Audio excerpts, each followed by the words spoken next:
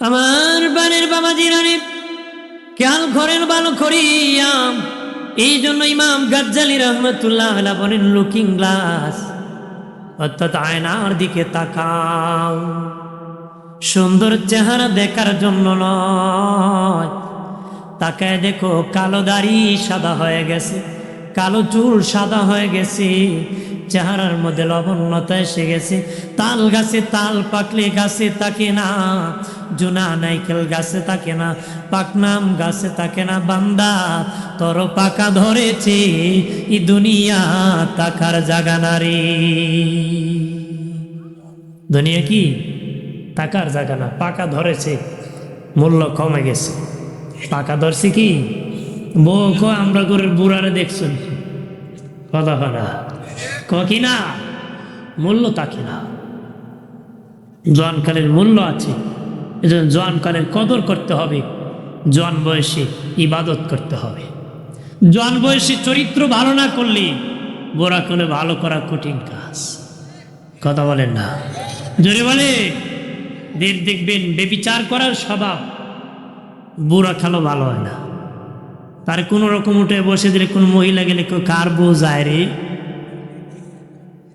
জোয়ান বয়সে কন্ট্রোল করতে হয়। এটা অভ্যাস খারাপ। চরিত্র এমন একটি জিনিস যেটা বেচাও যায় না, কিনাও যায় না, বেচাও যায় না। হযরত আলী রাদিয়াল্লাহু তাআলা আনহু বলেন, দোকানের তালা খুললে বোঝা যায় এটা কয়লার দোকান না স্বর্ণের দোকান। দোকানের তালা খুললে বোঝা যায় এটা কয়লার দোকান না স্বর্ণের দোকান।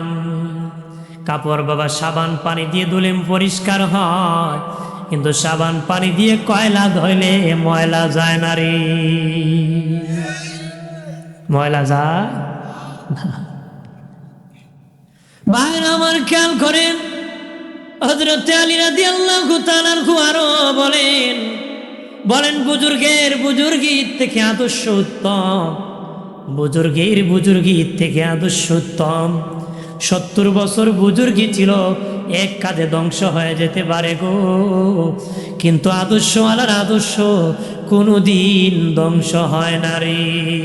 চরিত্রওয়ালা যদি থাকো, জীবনে কেউ তোমার চরিত্র ধ্বংস করতে পারবে না।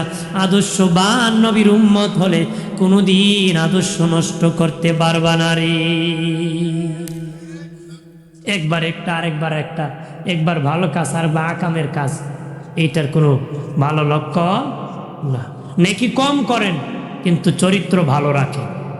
চরিত্র কি নেকি করেন ঠিক, কিন্তু খারাপ স্বভাব বেশি, এই নেকির কোনো দাম নেই। গুনাহ কম, গুনাহ ছেড়ে দেন একদম, নেকি কম করেন, নাজাত পাবেন। কিন্তু নেকি বস্তা ভরা, গুনাহ আসমান ভরা, কাজ হইব? কথা হয় না। ভাইরা আমার খেয়াল করেন, এই জন্য ইমাম জালালউদ্দিন রুমি বলেন, পৃথিবীর মানুষ জিন্দিগি কান্নার জিন্দিগি বানা, জিন্দিগি তামসার জিন্দিগি বানায় না রে। কানতে কানতে চোখের পানি চারতে চারতে জিন্দিগি কাটাও। চোখের পানি ছেড়ে যদি জিন্দিগি কাটাতে পারো, কবরে গেলে এমন হাসি দিবারি যে হাসির শুরু আছে শেষ নাই। দুনিয়া যদি ডিগবাজির জিন্দিগি, সিটিং বাজির জিন্দিগি, তামসার জিন্দিগি করো, কবরে গেলে এমন কান্না দিবা যে কান্নার শুরু আছে শেষ নাই। তাহলে কান্না করব না তামসা করব? সিনেমা দেখতে গিয়ে কান্দে, বলে সিনেমা দেখলে কানলে আর হাসলে সব হইব? গুনার গুনাহ তো গুনাহ, মারাত্মক গুনাহ। আর ইসলাম এমন একটি সুন্দর ব্যবস্থা, জাগামতে হাসলেও সব হয়, জাগামতে কাঁদলেও সব। সুবহানাল্লাহ কন্যা। নবী হযরত সাহাবীদেরকে নিয়ে খেজুর খেতেছেন, খেজুর এই বিচিগুলা হযরত আলীর সামনে রাখতেছেন। খেজুর খাওয়া শেষে নবী বলতেছেন, উপস্থিত সাহাবীরা বলো তো কে বেশি খেজুর খাইছে? যে একজন আরেকজনের দিকে তাকায়, কি কইব?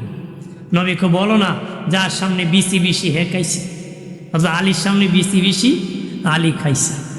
তো হযরত আলী রাদিয়াল্লাহু আনহু জ্ঞানী মানুষ, তো উনি বললেন কেউ কেউ আবার আছে বিসি সহ খেয়ে ফেলছে, কারণ রসুলের সামনে বিসি নাই। এটা আপনারা হাসি দিচ্ছেন, উপস্থিত সাহাবীরা ওই সময় মুচকি হেসে দিছে, তাদের সাথে মিলে গেছি, আপনাদেরও সওয়াব হয়ে গেছে। ধরে কা জায়গা মতে হাসলেও সওয়াব হয়, জায়গা মতে কাঁদলেও সওয়াব হয়, জায়গা মতে সুবহানাল্লাহ বললে সওয়াব হয়, আলহামদুলিল্লাহ বললে সওয়াব হয়। বেটা ছেলে হয়েছে শুনিয়ে কি বলবে? আলহামদুলিল্লাহ। কি বলবে? না ইন্নালিল্লাহ কয়। বাবা মরলে কি কয়? ইন্নালিল্লাহ। বেটা বাজারে গরু কিনতে গেছে, বন্ধুর সাথে দেখা, কই যাও দোস্ত? বাজারে গরু কিনবো। কও না ইনশাল্লাহ। পকেটে টাকা আছে, বাজারে গরু আছে, ইনশাল্লাহ কি দরকার? বেটা বাজারে গেছে, পকেট মেরে সুরায় টাকা নিয়ে গেছে, শূন্য হাতে বাড়ি ফিরছে। বন্ধু গরু কিনছ? ইনশাল্লাহ। সুরায় টাকা নিয়ে গেছে। এখন ইনশাল্লাহ কি লাভ আছে? জাগা মতে কইতে। আমার প্রাণের বাবাজি রানী খেয়াল করেন ভালো করে, অপ্রাণের বাবাজি, একদিন সবাই বিদায় নিতে হবে রে। ভাগার ক্ষমতা নাই, পলানোর ক্ষমতা নাই। যত বড় বীর বাহাদুর হয় না কেন, যুবক হতে পারো রে। আমাদের হবিগঞ্জ শাস্তাগঞ্জের কয়েকদিন আগে এক যুবক ছেলে বিয়ে করতে প্রবাস থেকে আসতে, বাবা তার বাড়িতে গেট লটকাইছে, বিশাল লক্ষ লক্ষ টাকা খরচ করছে, শ্বশুর বাড়ি হুন্ডা পাইছে। বিয়ের আগে বাবা বাজার করে বাড়ি ফিরতে বিশ্ব রোডে অ্যাক্সিডেন্টে জায়গায় মারা গেছে। বাবাজি বর সাজিয়া বার হওয়ার দরকার ছিল, ঢোকার দরকার ছিল রে, লাশ হয়ে বাড়ি ঢুকছে, ওই গেটের নিচে লাশ হয়ে বাড়িতে বাহির হয়েছে রে। লাশ হয়ে ঢুকছে, লাশ হয়ে বাহির হয়েছে। এই মরণের খবর জানে কে? যদি জানতো মেয়ের বাবা বিয়ে ঠিক করতো? যদি কোন ঠিক করতো? জানি এরকম পাঁচ বিষয় কেউ জানে না। কিয়ামত কখন হবে সেটাও জানে আল্লাহ। বৃষ্টি নাজিল করে তাকে আল্লাহ। মায়ের পেটে ছেলে বানাবে না মেয়ে বানাবে সেটাও জানে আল্লাহ। যদি এখন বলে যে ছেলে হবে মেয়ে হবে, আল্লাহ বানানোর পরে বলে, এর আগে বলতে পারে না। বানানোর পরে বলে সিমটম পরিচয় দেখে বাবা, এর আগে বলতে পারবে না রে। আগামী দিনের খবর জানে আল্লাহ। কে কোন জায়গায় কোন সময় কিভাবে মারা যাবে সেটাও জানে আল্লাহ। আগুনে পড়ে মরে যায়, পানির ডুবে মরে যায়, উসমানী মেডিকেল কলেজে মারা যায়, মৌলভীবাজার হাসপাতালে মারা যায়, হবিগঞ্জ সদর হাসপাতালে মারা যায়, রোড অ্যাক্সিডেন্টে মারা যায়, শত্রুর হাতে মারা যায়, লন্ডনে মারা যায়, আমেরিকায় মারা যায়, সৌদি আরবে মারা যায়, নিজের বাড়ি ঘরের মধ্যে মারা যায়। কে কিভাবে কোন সময় মারা যাবে সেটা জানে একমাত্র আমার আল্লাহ। জানে কে? প্রাণের বাবাজি, এই জন্য আল্লাহর কাছে দোয়া করবা, মালিক আল্লাহ আমাদেরকে ভালো মরণ দিও গো, জুমাবারে মরণ দিও, লাইলাতুল কদরে মরণ দিও, বা আল্লাহ আমাদেরকে রমজান মাসে মরণ দিও গো, রসুলের রওজা মদিনায় মরণ দিও। আল্লাহ জঙ্গে শাহাদাতের মর্যাদা, জঙ্গে শহীদ যুদ্ধের মাঠে মরণ দিও। এইভাবে মৃত্যুর কথা বলবা, আল্লাহ আমাদের মরণ তুমি ভালো মরণ দিও। কি মরণ দিও? হজ করতে আজই কইতো না, দোয়া করে হুজুর আল্লাহ যেন রসুলের দেশে আমারে রাখে। বেড়া দোয়া করে হুজুর আপনার সেদিন আল্লাহ আমার ফিরে এনে দেখা করা। কথা হয় দরকার ছিল আমার মুমিন হিসাবে, আল্লাহ যদি আমার মায়া করে রাখা দেয় আল্লাহর দেশে, রসুলের দেশে, আলহামদুলিল্লাহ। হুজুর দোয়া করুন আল্লাহ যেন আমার ফিরে আনে। বুঝা যায় বেটা যাইবা আফ্রিকার জঙ্গল, আমার ঘুরে ঘুরে যেন আইতে হয়। কথা হয় না ধরে ক। এই জন্য আমার ইবনুল খাত্তাব রাদিয়াল্লাহু তাআলা আনহু দোয়া করতেন, আল্লাহ আমার রসুলের দেশে মরণ দিও গো, আমার রসুলের দেশে মদিনা মরণ দিও, মদিনায় মরণ দিও। ওনার ইন্তেকালের সময় যখন হয়ে গেল, উনি মসজিদ নববীতে ইমামতি করতেছেন, মুনাফিক মুসল্লিরা নামাজের মধ্যে অতর্কিত আঘাত শুরু করছে।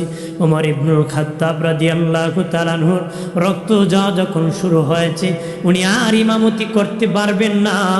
তখন একজন সাহাবীর হাতে ধরে টান দিয়ে নামাজের বিছানায় দাঁড় করে বললেন, আমি উমর মরে যেতে পারি রে, কিন্তু আমার নবীর মসজিদের জামাত বন্ধ হতে পারে না রে।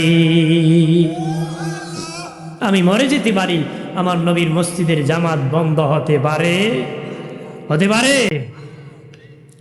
ভাইয়ের আমার খেয়াল করেন ভালো করে বাবাজি, দয়াল নবীজি যেদিন মেরাজে গিয়েছেন, বাবাজি বুরাক থেমে গিয়েছে। নবীজি বললেন, জিবরাইল এটা কি দুনিয়া না আসমান রে? জিবরিল কো নবীজি এটা দুনিয়া নাম ইয়াসরিব, যেখানে বুরাক থেমেছি এখানে আপনার বিবি আয়েশার হুজরা হবে, এখানে আপনার রওজা মুবারক হবে। দয়াল নবীজির ইন্তেকালীন সময় যখন হয়ে গেল, আম্মা জান আয়েশা বললেন, নবীজি ইন্তেকালের পরে কোথায় ঘুমাবেন? নবী কো, আয়েশা তুমি কি খবর জানো নাকি? আম্মা জান আয়েশা কো, মনে হয় নবী আপনি আপনার বাবার পাশে শুইবেন। নবীজি বলেন, আয়েশা এখনো সিদ্ধান্ত গ্রহণ করি নাই, আর কি কোনো খবর জানো নাকি? মা আয়েশা বললেন, ও মায়ের নবী, মনে হয় আপনি আপনার আম্মা জানের পাশে শুইবেন। নবীজি কো, আয়েশা এখনো সিদ্ধান্ত গ্রহণ করি নাই, আর কোনো খবর জানো নাকি? আম্মা জান বলেন, তাহলে আমরা 9 জন বিবি খেদমত করি, এখন আপনার একজন বিবির কথা বলতে পারেন নাই, উনি হলেন খাদিজাতুল কুবরা। মনে হয় নবীজি আপনি খাদিজার পাশে শুইবেন, এখনো সিদ্ধান্ত গ্রহণ করি নাই। আয়েশা আর কি কোনো খবর জানো?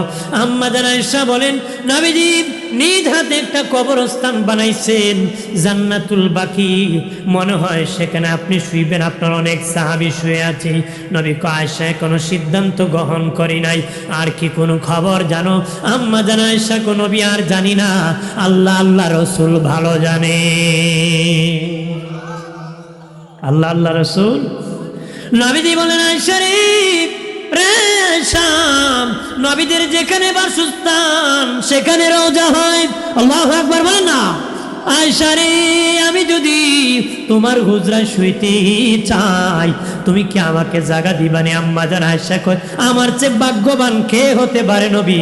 দুনিয়ায় নবী আমার হুজরায় শুইছে, ইন্তিকালের পর আমার হুজরায় নবী শুইবি। সুবহানাল্লাহ বলি। এর মানে আম্মা জান আয়েশা বলেন, নবীজি আপনার রওজার পাশে কার রওজা হবে? নবীজি বলেন, আয়েশা রে, আমি রাসূলুল্লাহর রওজার পাশে তোমার বাবা আবু বকর রওজা হবে। আম্মা জান বলেন, নবী আমার বাবার পাশে কার রওজা হবে? নবী বলেন, তুমি আয়েশা সিদ্দিকার রওজা হবে। নবীজির ইন্তেকালের পরে আম্মা জানের হুজরায় নবীকে দাফন করা হলো রে। নবীজির হুজরা শরীফ ছোট্ট ছিল, বাবা সাহাবীরা দলে দলে জিয়ারত করেছে, তাওয়াফ করেছে, জিয়ারত করেছে। রাসূলুল্লাহর জিয়ারত সবচেয়ে বড় জিয়ারত সিদ্দিক আকবর আবু বকর সিদ্দিকের কাফেলা করেছে সবচেয়ে বেশি। আমাদের মতন নবীর জানাজা হয় নাই, জিয়ারত হয়েছে বাবা। কারণ মাইয়িতের জানাজা পড়লে আমাদের জানাজা মাইয়িত বলতে হয়, নবীর শানে মাইয়িত বলা হারাম। কথা হয় না, কারণ নবী জিন্দা। নবী কি কিভাবে জিন্দা? নবী দয়াল নবীজির রূহ মুবারক আজরাইল কবজ করে নিয়ে গিয়েছে। বাবাজি আমাদের রূহ দুই জায়গা যাইলেন, সিজ্জিন দুই জায়গার মধ্যে এক জায়গায় ওই জান্নাতি ও জাহান্নামী, দু জায়গার মধ্যে যে কোনো এক জায়গায় রাখা হবে। নবীর রূহ লিয়া যখন আজরাইল ঘুরতেছে, রূহ কোথায় রাখবে? রাখতে পারতেছেন। আল্লাহকে বলে, ও মালিক, আপনার হাবিব মুহাম্মাদুর রাসূলুল্লাহর রূহ মুবারক কোথায় রাখবো গো? কোনো জায়গা পাইতেছি না, কেউ গ্রহণ করেন। আল্লাহ কয় যে, আজরাইল আমার হাবিবের দেহ মুবারক ছাড়া পৃথিবীতে কোনো জায়গায় বানাই নাই রূহ মুবারক রাখার। যে জায়গা থেকে এনেছো সেই জায়গায় তুমি ফেরত দিয়ে দাও। ওই রূহ মুবারক ফেরত দেওয়া হয়েছে, আমাদের ফেরত দেওয়া হয়, ওনার রাসূলুল্লাহর ফেরত দেওয়া হয়েছে। এই জন্য নবীজি হলেন জিন্দা নবী। আমাদের নবী কি জিন্দা নবী। দয়াল নবীর জানাজা পড়ার মতন কোন ইমাম বানান নাই আল্লাহ।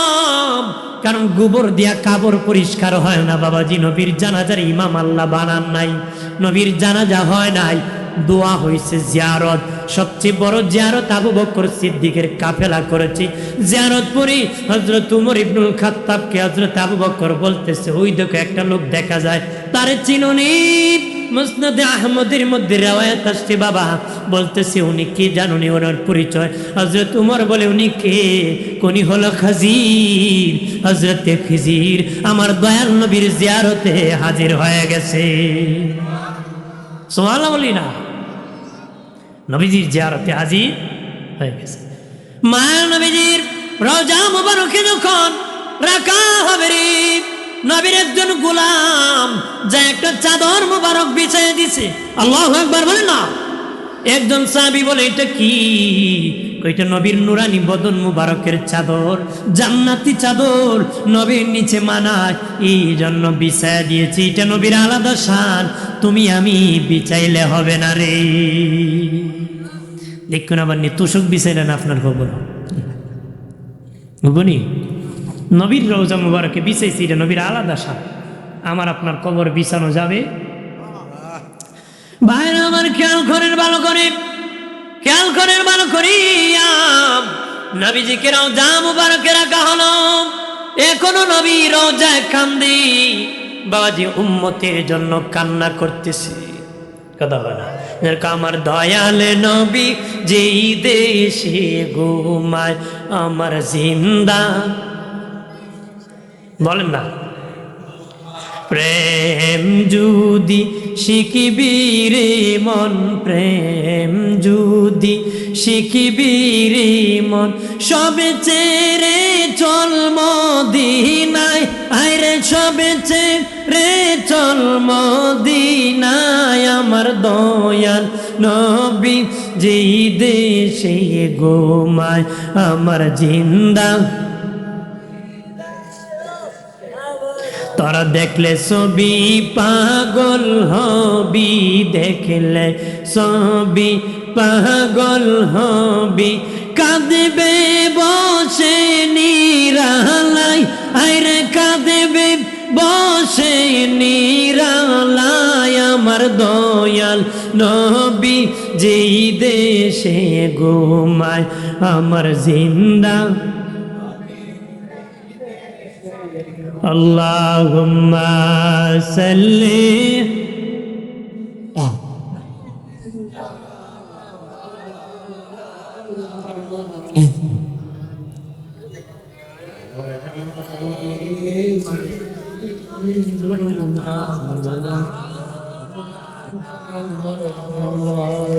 ডানে মাটি বামে মাটি, আমাটি হবে বিছানা, ওপরেতি বাঁশের সানি, হাওয়া বাতাস লাগবে না আল্লাহ। রংসা দি রংসা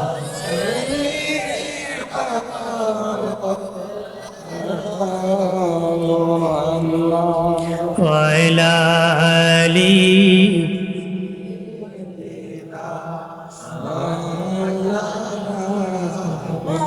আমার বানের বাবা জিরারি নবীজি বলেছিলেন, নবীজি রওজার বার্ষিক আবু বকর সিদ্দিক রাদিয়াল্লাহু তাআলা আনহুর রওজা মুবারক হবে। নবীজির ইন্তিকালের শরীফের পরে প্রথম খলিফা হলেন আবু বকর সিদ্দিক রাদিয়াল্লাহু তাআলা আনহু।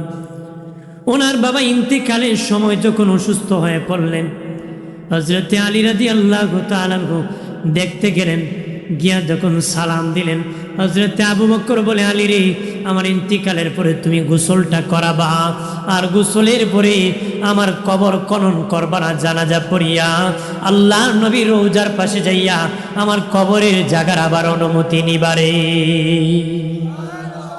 হযরত আলী বলে, নবী তো অনুমতি দিয়ে গেছে, আবার কেন?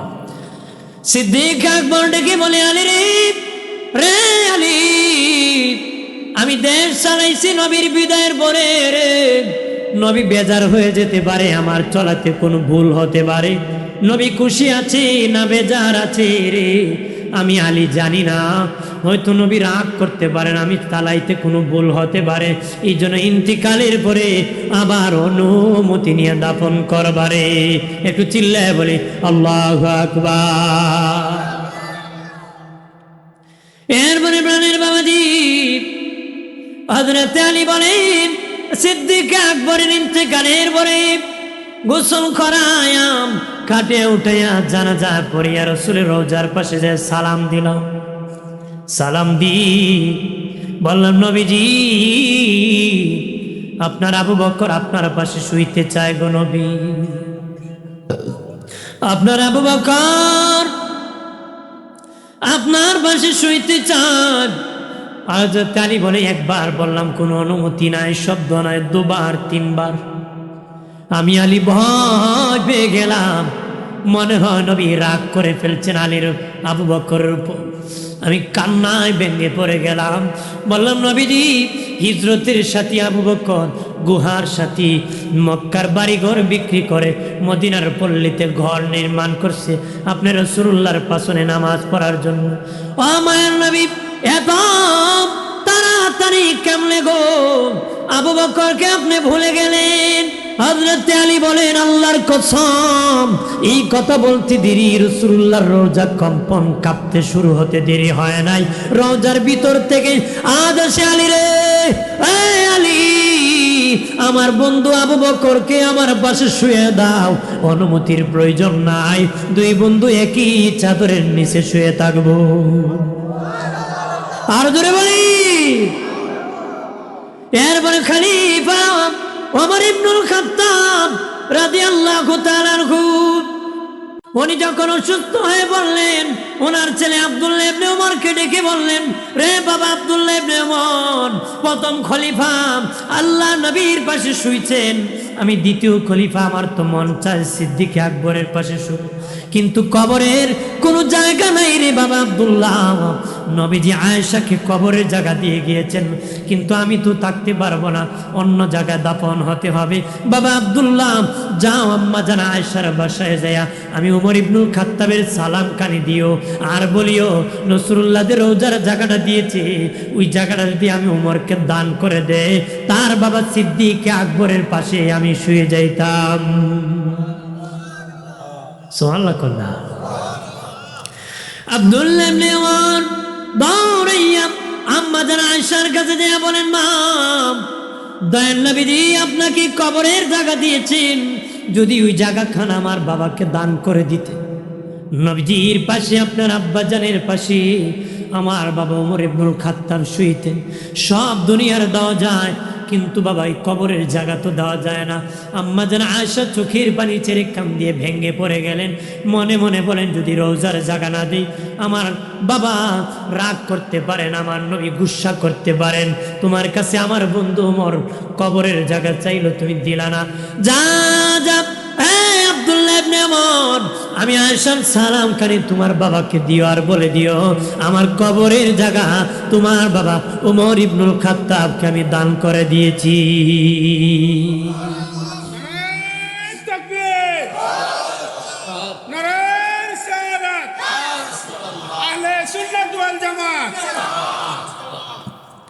এই জন্য হযরতে মা আয়েশার আর কবর হয় নাই, হযরত ওমর ইবনুল খাত্তাবের শীষ মার্কেরও তালুই শীষ কম আপনার। এই জন্য মা আয়েশার রওজা না হয়ে ওমর ইবনুল খাত্তাবের রওজা হয়েছে, কারণ মা আয়েশা এই জায়গা ওমর ফারুককে দান করে দিয়েছে। ধরে কর এরদুশি পরে সাল্লাল্লাহু মোহাব্বতে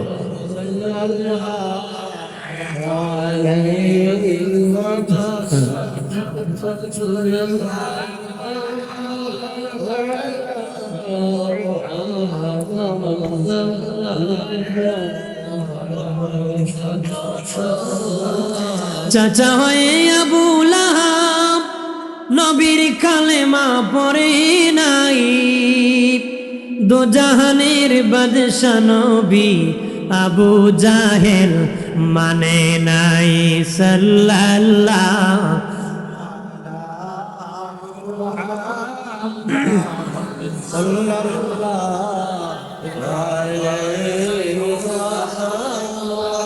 সাল্লাল্লাহু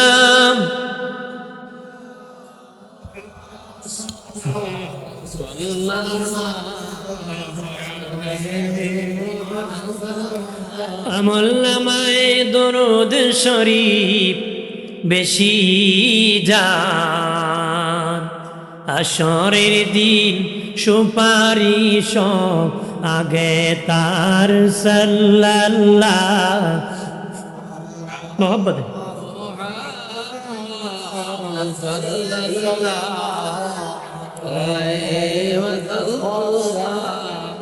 সাল্লাল্লাহ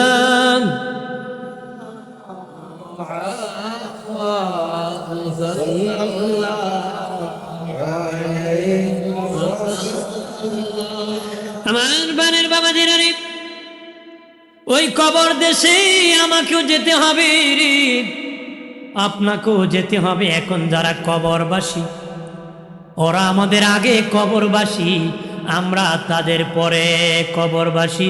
মূলত এখানে যারা আছি আমরা সবাই হবে একদিন কবরবাসী। নবী বলেন কানা রাসূলুল্লাহ সাল্লাল্লাহু আলাইহি ওয়াসাল্লাম কাসরাতু যিকরিল মাউত ওয়া তিলাওয়াতিল কুরআন। নবী বলেন বেশি বেশি করে মৌতের জিকির করো, মৌতের চিন্তা করো, বেশি বেশি করে কোরআন তেলাওয়াত করো। মৌতের চিন্তায় খারাপ কাজ থেকে বাঁচাবে, কোরআন তেলাওয়াতে ঈমান বাড়ায় দিবে। যার ঈমান যত বেশি বাড়বে তত তো উচ্চ তবকার জান্নাতের মেহমান হবে। তাহলে ঈমান বাড়ানো লাগবে কোরআন তেলাওয়াতের দ্বারা। কোরআন তেলাওয়াত করে ঈমান কি বাড়ে? এটা গজে বাড়ে না লম্বায় বাড়ে? কন্যা মাতুন্নারি গজে বাড়ে না লম্বায় বাড়ে? গজও বাড়তো না, লম্বায় বাড়তো না, ঈমানই শক্তি বাড়বো। কার ঈমান বাড়ছে? যার ঈমান, যার জীবন যত গুণামুক্ত তার ঈমান তত শক্ত। কথা হয় না? যার জীবন যত গুণামুক্ত তার ঈমান তত কি। এই জন্য দয়াল নবীজি বলেছেন, হ্যাঁ বাবা আবু হুরায়রা, ঈমানের নৌকা মজবুত করো রে, ঈমানের নৌকা মজবুত করো বাবা, তুফান আসতেছে, কঠিন তুফান আসবে বাবা আবু হুরায়রা, ঈমানের নৌকা মজবুত করো রে। নদীতে যখন স্রোত আসে নৌকা ভালো না হলে মোকাবেলা করা যায় না রে। নবী কয় সামনে তুফান আসবে, ঈমানের নৌকা মজবুত করতে হবে। মরণের তুফান, কবরে মুনকার নাকির ভয়াবহ তুফান, কবরের চাপের তুফান, মিজানের পাল্লার কাছের তুফান, ফুলসিরাতের পুলের তুফান। বাবা আবু হুরায়রা এই তুফান মোকাবেলা করতে হবে, করতে গেলে ঈমান নৌকা মজবুত করতে হবে। ঈমানের নৌকা মজবুত করতে ভাইরা আমার খেয়াল করেন ভালো করে, মরণের তুফান বড় কঠিন। ইমাম জালালউদ্দিন সুয়ুতি বলেন মরণের সময় 500 ফেরেশতা ঝাঁপিয়া পড়েনি, 80 জায়গা দিয়ে রুহু পলাইতে চায়, 80 জায়গা দিয়ে রুহু পলাইতে চায়। তো ভয়ঙ্কর অবস্থা মরণের। শয়তান তুমি যদি 80 বছর হায়াত পাও, 80 বছরের ভিতরে যত মেহনত করবে পথভ্রষ্ট বানানোর জন্য, ইন্তিকালের সময় 80 বছরের মেহনত একত্র করে যত কষ্ট, এইরকম কষ্ট একসাথে করবে পথভ্রষ্ট বেঈমান কাফির বানানোর জন্য। বাবার সুরত ধরে ইবলিস আসবে, নানার সুরত ধরে আসবে, আপনার প্রিয়জনের সুরত ধরে আসিয়া পথভ্রষ্ট করতে চাইবে, জাহান্নামী বানাইতে চাইবে। নবী বলেন রে আমার উম্মতেরা, ওই মরণের তুফান বড় কঠিন তুফান রে, মোকাবেলা করতে হবে রে। এই জন্য ইমানি নৌকাকে শক্ত করতে হবে। ইবলিস যতই তুফান দেখ নৌকা মজবুত, তোমাকে গাইল করতে পারবে না, নরম করতে পারবে না, জাহান্নামী বানাতে পারবে না। কঠিন মুহূর্তের সময় বান্দা আল্লাহর নামে কালেমা পড়ে বিদায় হবে রে। কথা বলেন ঠিক কিনা? আমরা চাই কিনা ইমানি নৌকা মজবুত? জোরে ক। তাহলে সকালে এক কথা, দুপুরে আরেক কথা খুলিতে মজবুত হইব। মানে 100 পাইলে 5টা মিথ্যা কথা কয়, 200 হইলে 10টা কয়, 500 দিলে 100টা কয়, আর 1000 দিলে কয় জীবন দিলাইব। কি দিলাইব? জীবনই দিলাইব। প্রতারক আছে কিনা? ও ভাই সাহেব আপনার সাথে আমি আছি, কিন্তু যখন সুডে ধরে কইতে ফলায়, ঠিক কিনা বলে, জোরে বলে। এই জন্য কইছিল আম খায়ো জাম খায়ো তেঁতুই খায়ো না, তেঁতুই খাইলে অসুখ হবে ডাক্তার পাইবা না। হ্যাঁ, তেঁতুই বেশি খাইলে কি হবো, সমস্যা। যেন হিসাব করে খাইতেব, পাইলে খাওয়া যাবে না, যেখানে সেখানে খাওয়া যাবে। আমরা তো যা পাই তাই খালি। বাইরে আমার খেয়াল খনের ভালো করে। এরপরে তুফান মুনকার নাকি ভয়াবহ রূপ। নবী বলেন, রে বাবা সাহাবীরাম, তোমরা ভয়াবহ মোকাবেলা করতে হবে। তুফান আসবে, কবরের চাপ মারবে, চাপের তুফান। কবর চাপা মারবে, অলিকে চাপ মারবে, মমিনকে চাপ মারবে, ফাসেককে চাপ মারবে। ডান দিকের হাড় বাম দিকে যাবে। আল্লাহর ওলি কবরে গেলে কবর চাপ কিভাবে মারে জানেননি? বন্ধু বন্ধুর সাথে দেখা হলে সিনার সাথে সিনা লাগায় চাপ দিয়া ধরে। মা সন্তানকে দুধ পান করাইতে হাত দিয়া চাপ দিয়া ধরে। আল্লাহর ওলি কবরে যাওয়া মাত্র দুপাশের মাটি ভালোবেসে চাপ দিয়া ধরবে। আর ফাসেককে তোলার মতো উড়াই দিবে। আমাদের দেশে নাস্তিকরা বলে কবরের আযাব বলতে কিছু নাই, কবর বলতে হাসর বলতে কিছু নাই, শেষে আল্লাহ বলতে নাকি কিছু নাই। কন্যা নাউজুবিল্লাহ। নাস্তিকরা বলে মহাশূন্যে নাকি গ্রহ ছিল, হঠাৎ করে বিস্ফোরণ হয়ে গেছে, তার দ্বারা নাকি পৃথিবী হয়ে গেছে। আল্লাহ আবার কি, মহাশূন্যে গ্রহ ছিল, হঠাৎ করে বিস্ফোরণ হয়েছে, পৃথিবী হয়ে গেছে। আমি যদি এখন কই ভাইরা এখানে একটা লোহার টুকরা ছিল, হঠাৎ করে বিস্ফোরণ হয়ে এক টুকরা দিয়ে মেশিন হয়েছে, তার হয়েছে, বক্স হয়েছে, ইউনিট হয়েছে, হরেন হয়েছে, মাইক্রোফোন হয়েছে, স্ট্যান্ড হয়েছে, তার হয়েছে, ভাইরা সব মিলে মাইক হয়ে গেছে। আপনারা কি কইবেন? তার সিরা হুজুরটা আইলো কই থেকে? কথা হয় না, বলবো কি না? আপনার কোন লোহা যদি বিস্ফোরণ হয় তার সিরা হয় কর, লোহা যদি বিস্ফোরণ হয়ে মাইক হয়ে গেছে বললে তার সিরা হয়। যারা মহাশূন্যে বিস্ফোরণে পৃথিবী হয়েছে এরা তার কেমন শিখছে? মাতুন নারী কইতে বলেন, এরা শিক্ষিত মানুষ, এরা আবার তার কেমন? শিক্ষিত লোকের তার বেশি চিরে। হ্যাঁ, বেশি চিরে না নেই। এক শিক্ষা অফিসার গেছিল এক শিক্ষা প্রতিষ্ঠান, ক্লাসরুমে ঢুইকা কয়, এখন কোন ক্লাস রে? ছাত্র অঙ্কের ক্লাস। কত একটা অঙ্ক কর, বালা সময় আছে। তোমাদের গেট থেকে ক্লাসরুমে আসতে আমার 10 মিনিট সময় লাগছে, বলো তো আমার বয়স কত? বুঝছেন নি অঙ্ক? তো ছাত্ররা কাগজ কলম পালায় বসে রেখে একটা এমনি আঁকায়। প্রত্যেক ক্লাসে কিন্তু একজন পণ্ডিত দিয়ে একজন পণ্ডিত ফুলাবান থাকে, এক পণ্ডিত এমনি আঁকাইতেছে। কিছুক্ষণ পরে অফিসার কয়, অঙ্ক করছো রে? স্যার আমি করছি। বয়স কত? স্যার আপনার বয়স 60। আন্তাজি কইছে লাগি গেছে।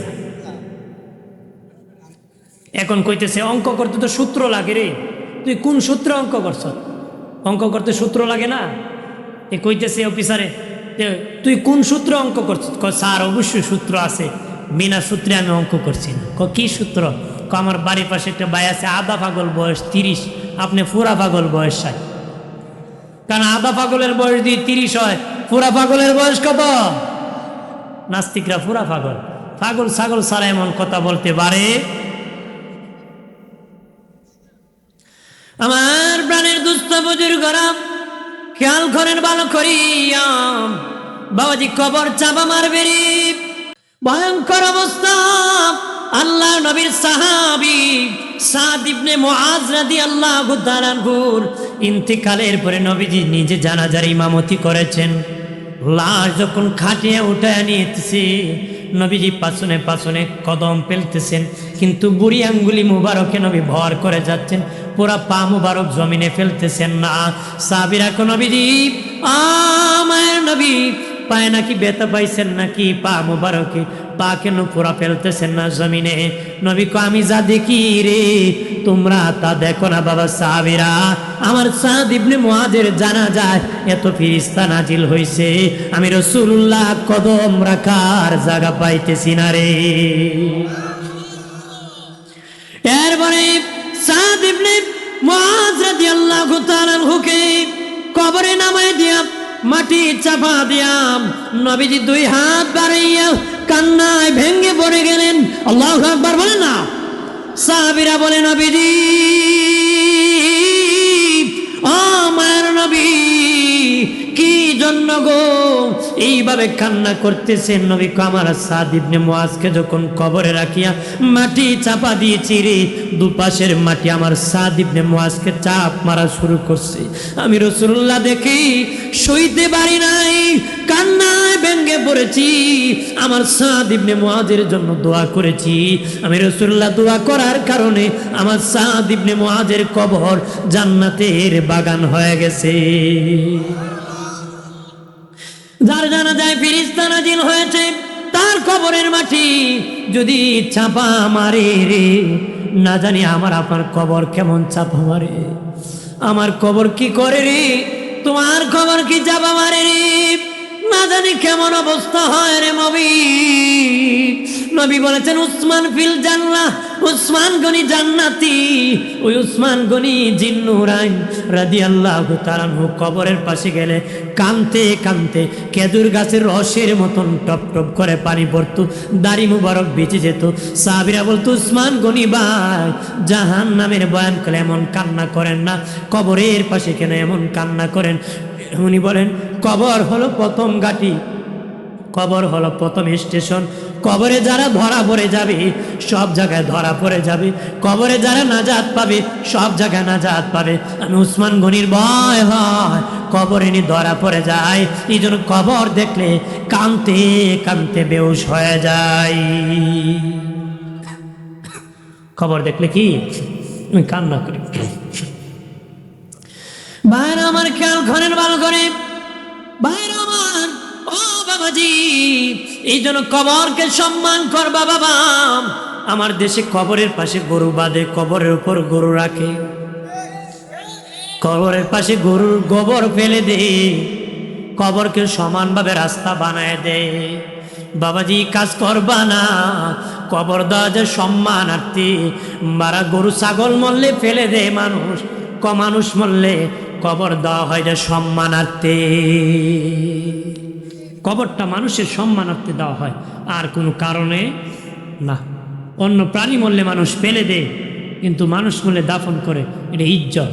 এটা মানুষের কি, কবর সমান করবেন না, একটু উঁচু রাখবেন, এটা মানুষের সম্মান, এটা মানুষের কি সম্মান।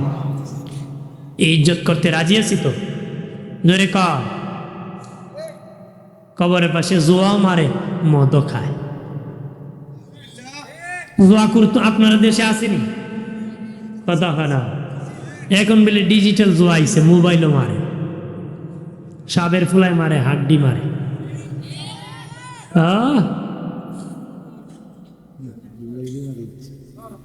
কত সম্মানিত পিতাকে লজ্জায় ফেলে দিছে এই শয়তানেরা। যুবক রে যুবক, নেশা করিস না, বাবা আবা খাইস না, খেনে খাবি। এই জুয়া কেন মারস রে? তোর কারণে তোর সম্মানিত পিতা মানুষের সামনে লজ্জায় পড়ে যাইতেছে। অমুক ভাই সব ভালো ছিল, ছেলেটারই খারাপ হয়ে গেছে রে। অনুরোধ করে বলি, এমন সন্তান হয় না যে সন্তানের কারণে বাবা মা শরম পায়। কারণ তোর মতন নাফরমানের কাছে ভালো লোক মেয়ে বিয়ে দিবে না বাবাজি, বাবা মাও তোরে ভালো মানুষ মনে করে না। নেশা করলে কেউ ভালো মানুষ মনে করে? নেশা করলে মাথা ঠিক থাকে? কথা কন্যা, 3 মদকুর এক পুকুরের পারে মদ খাইছে, এর পারো তো ঠিক মতো যখন নিশে হয়েছে, একটা আরেকটার কয়, পুকুরও যদি আগুন লাগে মাছ কুই যাইব। 2 নম্বর মাথা লেখো, দেখস না পুকুরের পারো কত বড় বট গাছ উঠি। 3 নম্বর মাথা লেখো, দূর যা, বট গাছও মাছ উড়ে না, বট গাছও তো গরু উঠে। তাহলে মদ নেশা করলে এরকম মাথা আউট হয়ে যায়, ঠিক কিনা বলে? এরপরে বলি বাবাজি, সিগারেট খাবেন না, সিগারেট খাবেন না। বাবা হইয়া যখন সিগারেট খান, ছেলে ছোট্ট বয়স থেকে আমার বাবা টানে টানে, এই জন্য বেটা হাওয়া টানে টানে ছেলেও 15 বছর বয়সে টানে। আমি নিজে দেখছি বাপি ফুলারে কয় বিরিয়ান বেটা, বয়স 5 বছর 4 বছর, মেয়েরও পাঠায় না ফরমান, নিজে বিড়ি হাতে নিয়ে আমারে কয় টানে আর কজুর আমার ফুলাটা খারাপ হয়ে গেছে। আমি কি করে বিড়ি খায়, আমি তো তুমিও তো খারাপ নেই, নষ্টর করে নষ্ট মাতন্যারি। আম গাছ থেকে আম হয়, জাম গাছ থেকে জাম হয়, কাঁঠাল গাছ থেকে কাঁঠাল হয়, কাঁটাওয়ালা মান্দার গাছে ভালো কিছু আশা করা যায় না, লাকড়িও হয় না বাবা, ধুমা মারে। কথা বলেন ঠিক কিনা? বাপ ভালো তো বেটা ভালো, মা ভালো তো মেয়ে ভালো, গাই ভালো তার বাছুর ভালো, দুধ ভালো তার ঘি ভালো। কথা বলেন ঠিক কিনা? নিজে ভালো হও, সিগারেটটা ছেড়ে দাও, রমজানুল মুবারক সামনে আসতেছে, ইচ্ছা করলে ছেড়ে দিতে পারবা। রমজান মাসে বিড়ি সিগারেট ছেড়ে দাও। কোরআনুল কারিমে সূরা বাকারা আল্লাহ বলেন, তোর জীবনকে মরণের দিকে ঠেলে দিও না, তোমার জীবনকে মৃত্যুর দিকে ঠেলে দিও না। সিগারেটের প্যাকেটে লেখা থাকে ধূমপান মৃত্যু ঘটায় দেয়। আল্লাহ কোরআনে তোর জীবনকে মৃত্যুর দিকে ঠেলে দিও না। সিগারেটের প্যাকেটে লেখা থাকে ধূমপান মৃত্যু ঘটায় দেয়, তার মানে যেই ভাই সব খায় ইচ্ছা করে মরণ ঘটায়, হারাম। কথা হয় না? আবু দাউদ শরীফের হাদিস এসেছে, নবীজি বলেছেন, যে জিনিস বেশি খাইলে নেশা হয় ওই জিনিস কম খাওয়া হারাম। যে জিনিস বেশি খাইলে নেশা হয় ওই জিনিস কম খাওয়া হারাম। বিড়ি সিগারেট যারা খায় তাদেরকে জিজ্ঞাসা করে দেখেছি, একসাথে 10টা খায়, একটার পরে আর একটা নেশা হয়ে যায়, তার মানে এটা কম খাওয়া হারাম। বিড়ি সিগারেট যারা খায় তাদের মুখে আগুন থাকে, জাহান্নামীর মুখে আগুন থাকবে। তোমরা যারা বিড়ি সিগারেট খাও তোমাদের মুখে আগুন, জাহান্নামীর মুখে আগুন থাকবে, এটা মিল আছে রে। বিড়ি সিগারেট যারা খায় তাদের মুখের মধ্যে দুর্গন্ধ করে, দুর্গন্ধ দুর্গন্ধ, তার কাপড়ে দুর্গন্ধ, তার পাঞ্জাবিতে দুর্গন্ধ, টুপিতে দুর্গন্ধ, লঙ্গিতে দুর্গন্ধ, তার বাবা বালিশে দুর্গন্ধ, বিছানায় দুর্গন্ধ, এমনকি বোর কাপড়ও করে দুর্গন্ধ। এ বেচারাম মসজিদে যেখানে নামাজ পড়ে বাবা, নামাজের বিছানায় যেখানে নিয়মিত যদি এক জায়গায় নামাজ পড়ে, যেখানে সেজদা দিয়ে এই জায়গা তো বিড়ির গন্ধ করে। আর পাশে মানুষ যদি ওই বিড়ি যে খায় তার পাশে দাঁড়ায় নামাজ পড়তে, সেও কষ্ট পায় তার দুর্গন্ধে।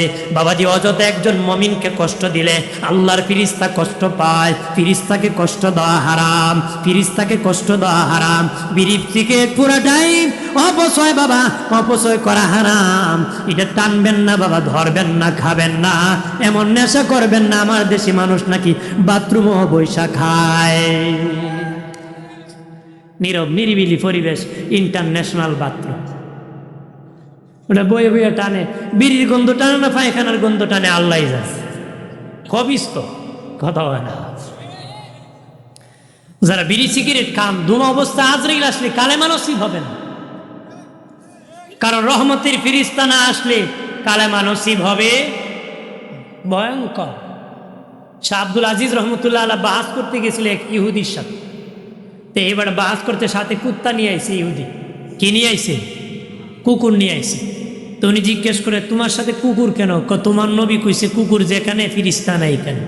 তা আজরাইল তো ফিরিস্তা, কুকুর নিয়ে আমি ঘুরে আজরাইল আইতো না, মরতাম না। তা আমরা দেশে বিড়ি যারা খায় এরা খায়, তাহলে ফিরিস্তা তো আইতো না, মরতাম না। আইব শাহ আব্দুল আজিজ রহমতুল্লাহ আলাইহি কয়, তোর দেশের কুকুর মরেনি? কয় মরে। কয় তুই মরার সময় কুত্তা মারার ফিরিস্তাই। কি মারা ফিরিস্তা? কুত্তা মারা। রহমতের ফিরিস্তা আসবে, আর রহমতের ফিরিস্তা না আসলে কালেমা নসিব হবে। খারাপ লাগতেছে নাকি? হ্যাঁ, রাগ করতেছে? রাগ করে না। গ্রাম দেশে গরম বাতি বিলাই বেজার, হক কথা হাম্মক বেজার। রাগ করেন না সব। আমার প্রাণের বাবাজি রানী খেয়াল করেন ভালো করে, প্রাণের বাবাজি। এই জন্য বাবা কবরের পাশে জুয়া মারিও না রে, কবরের পাশে বাবা মদ খেও না, কবরকে সম্মান করো। মুসলমানের কবর দেখে একজন হিন্দু মহিলা কালেমা পড়ে মুসলমান হয়ে গেছে। আমাদের কবর দেখে কালেমা পড়ে মুসলমান হয়ে গেছে। হিন্দু মহিলাকে আমার বাপ মারা গেছে, আগুন দিয়ে পুরাই দিছে, মানুষ চাপ দিয়ে ধরছে। আমার মা মরে গেছে, আগুন জ্বালিয়ে দিছে। যেই মার গোপন অঙ্গ কেউ দেখে নাই, চাপ দিয়ে ধরছে মানুষ, আমার মায়ের অঙ্গগুলা দেখছে। এটা কোনো ধর্ম হতে পারে না। ও বলে মুসলমানের কত সম্মান, মরে যাওয়ার পরে উপর কাপড় টাঙ্গায়া গোসল দিতেছে রে, কাপন পরায়া খাটিয়া উঠে খুব আস্তে আস্তে নিয়ে কবরে নামাইতেছে। কত সুন্দর কবর করতেছে, খাটিয়া দিয়ে মাটি চাপা দিতেছে। এর চেয়ে সুন্দর আর কিছু হতে পারে না। কবর দেখে কালেমা পরে মুসলিম হয়ে গেছে। এই জন্য রে প্রাণের বাবাজি, কবর জিয়ারত করবারে, বেশি বেশি করে কবর জিয়ারত করবা। নবী বলেন মুর্দারও লাভ, জিন্দারও লাভ, বাবারও লাভ, সন্তানেরও লাভ। ঠিক কিনা বলবেন? বেশি বেশি করে কবর জিয়ারত করবা। আজকে কবর জিয়ারতের বিপক্ষে ফতোয়া দিতেছে রে। ও বেটা, ফতোয়া না দিয়ে তুই ওসিয়ত করে যা, তুই মরলে যেন তোর কবরে কেউ না যায়। মানুষকে বিপদে ফেলে দিও না। দুনিয়ার এতিম এক ঘরে না পেলে আরেক ঘরে পায়। কবরে এতিম বড় এতিম, তার আওলাদ যদি কিছু না দেখে কিছু পায় না রে। কবরে এতিম রে ঠগায় না রে মুমিন। নিজে যেদিন কবরে যাব টের বাবা, সেদিন কেমন এতিম হবারে। এতিমদেরকে ঠগায় না, কবরের এতিম বড় এতিম রে। ঠগায় না আল্লাহ নবীর সাহাবী হযরত আবু যার গিফারি রাদিয়াল্লাহু তাআলা আনহু বলেন, আল্লাহ নবীর সাথে জান্নাতুল বাকি কবরস্থানে জিয়ারতে গিয়েছি। নবীজি দুই হাত বাড়ায় জান্নাতুল বাকিতে জিয়ারত করতেছেন, কাঁদতেছেন। কাঁদতে কাঁদতে হাত উঠাইতে উঠাইতে নবী এত উপরে উঠাইছে, আমি আবু যার গিফারি নবীর বগল মুবারক পর্যন্ত দেখতে পেয়েছি। আল্লাহু আকবার বলেন না। হযরত আবু যার গিফারি বলেন, দয়াল নবীজি এমন দোয়া করেছেন, জান্নাতুল বাকির সবাই জান্নাতের মেহমান হয়ে গেছে। তখন আমি আবু যার তাকাইলাম, জান্নাতুল বাকির মধ্যে একটা বাঙ্গা কবর দেখা যায়। একটা বাঙ্গা কবর যদি পাইতাম, আমি বাঙ্গা কবরের ভিতর ঢুকে যাইতাম। দয়াল নবীর দোয়াটা আমি আবু যারের ব্যাপারে নসিব হয়ে যেত। আমার আল্লাহর নবী সরওয়ারি, আমার মায়ার নবী কান্ডারি, দয়া করো আমি দয়ার ভিখারি। বুঝাইছিল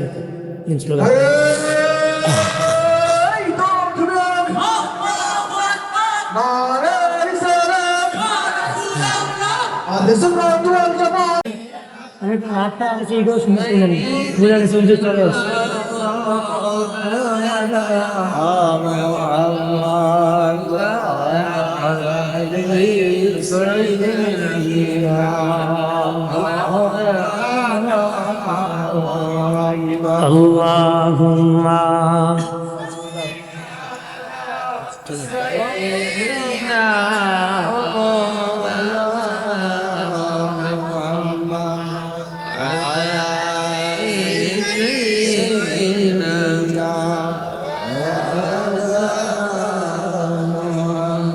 কি করিব পাপী মোরা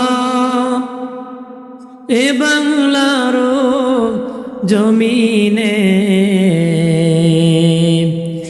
দয়া করে দাও গো দেখা একবার নবী গো স্বপনে। আল্লাহুম্মা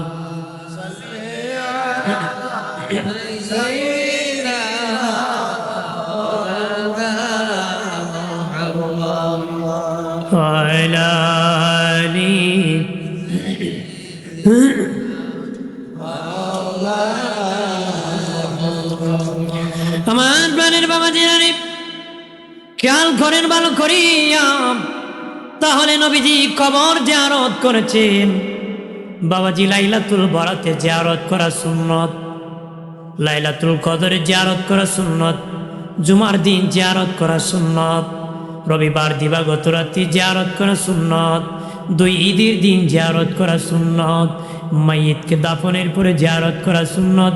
বাকি যে কোনো দিন যে কোনো সময় কবর জিয়ারত করা জায়েজ। নবী বলেন বেশি বেশি করে কবর জিয়ারত করবা, তোমাদের মুর্দারও লাভ জিন্দারও লাভ হবে রে। সুবহানাল্লাহ বলি না, জোরে বলি। আম্মা জান আয়েশা বলেন একই কম্বলের নিচে ঘুমাতাম, একদিন দেখি নবী নাই, নবী আমি আয়েশার কম্বলের নিচে নাই। ভাবলাম নবী মনে হয় অন্য বিবির হুজরায় নবী আছেন। আমি অন্য বিবির হুজরা তালাশ করে দেখলাম কোনো বিবির হুজরায় নবী নাই।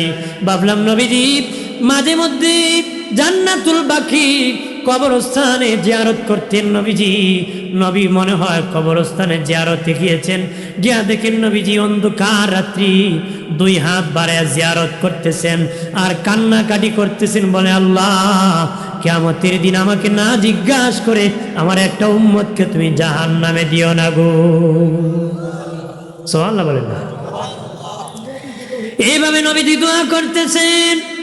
আম্মা জান আয়েশা বলেন দোয়া যখন শেষ প্রান্তে চলে আসলো, আমি আয়েশা বুঝতে পারলাম দোয়া শেষ হলে নবী আমার হুজরায় চলে আসবেন। আমি আগে আগে হাঁটি আসিয়া হুজরার মধ্যে শুয়ে কম্বল কানা গায়ে দিয়ে শুয়ে থাকলাম।